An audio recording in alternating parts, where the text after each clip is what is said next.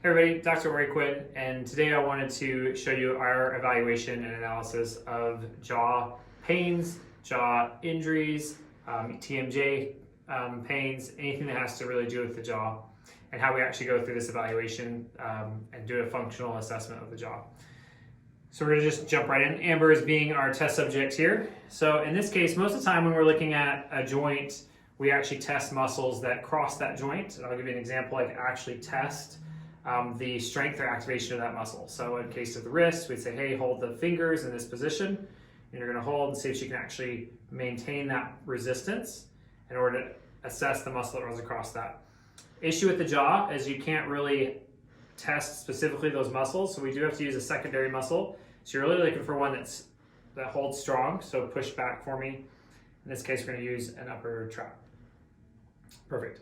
So from there, first step is actually we're now in a neutral position, so she's laying flat. We're going to assess it in a couple different positions on purpose because we're not neutral people. We don't just stay flat on a table all day long. We are moving around, so we need to actually check through those positions. So open your mouth for me. So first thing to do, just simply open the mouth, push back. There's no reason it should create an inhibition. If it does create an inhibition in this muscle here that we're testing, then we know that something about opening the mouth is causing the improper signal to be sent to the upper trap, and therefore creating an inhibition. So we're able to use that actually as the means of testing. So we got that weakness. From there, we're gonna actually go in and check the different attachment and insertion points of the muscles that cross the jaw. You have 5 main muscles that cross the jaw. They're the most common. This is the temporalis. So you're gonna actually identify that point in the temporalis that needs to be released. So a lot of this kind of work is what we call fascial releasing work, where you find those specific points and release them out. So I'll do just 1 or 2 just to kind of show you the process. They're usually rather painful. And it's kind of amazing because I even move just a little bit this way, like this won't be painful, right? Right. Yeah. Come back here, painful. Uh-huh. Yep. And that's what you're trying to find. So once you find it, release it, test again, push back. We can already see that like change in that muscle. Perfect. So then we're good in the neutral position. From there, we'll actually have her push her jaw this way, push back.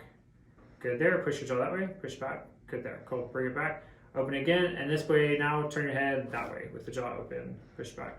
So now we're trying to add in a second plane of motion. So you have the jaw, but then we also have the neck that we're engaging. We're really testing to see as you rotate, because we rotate all day long, one side or the other, is that creating further tension in the jaw? That's gonna happen by one of these muscles still kind of holding on and getting too stretched for its position in that rotation, but the body should be able to do this. So again, same process, we're gonna come back through, push back, and actually test through. So not temporalis, you have your buccinator, push back, no. You have pterygoids on the inside, push back, and that's gonna actually be a pterygoid muscle. So then what we're gonna do is actually go ahead and release the inside of that jaw there in this position and work through that muscles until it actually starts working in this position.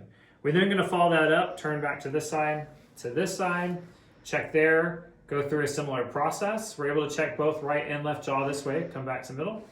From there, once we correct everything in that position, we are gonna go into like an extension position.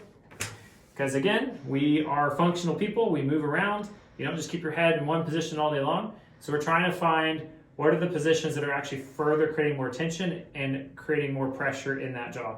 Same kind of thing, push back.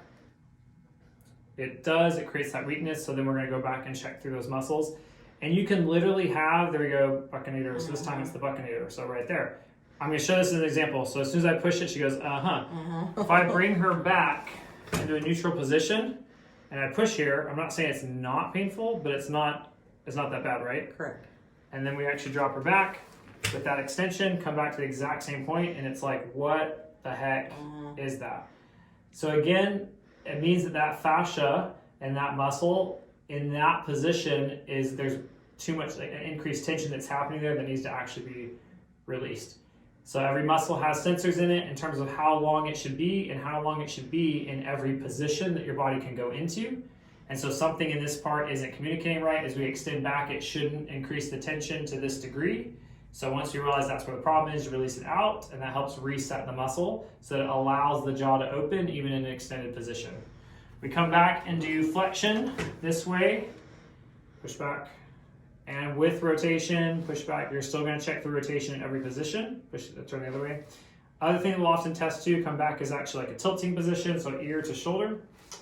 There we go. As you're trying to assess, and then ear to that shoulder, that part's good. Cool, come back. Awesome. So that's the first basic analysis and correction process. We just kind of briefly hit on some of those. If there's a lot of pain going on, there's a lot of muscles you have to work, and a lot of muscles you have to work in each position to release. And then those can lead you actually back down into the neck. Once you test the muscles themselves, open again. If we check all 5 of those major muscles and none of them test, we then are going to be looking somewhere else. Most likely position is the neck itself. So coming down into the neck and then actually releasing out into the neck if needs be. Once those all clear, at that point, everything's usually feeling a whole lot better. But we do actually go further, and then we check in a seated position, go through a similar process, and then if we need to, actually in a standing position. We're trying to identify positions that people, like natural positions that people are in very often. Laying down works extremely well because all of us do sleep. So all of us end up in this kind of position for several hours in the day.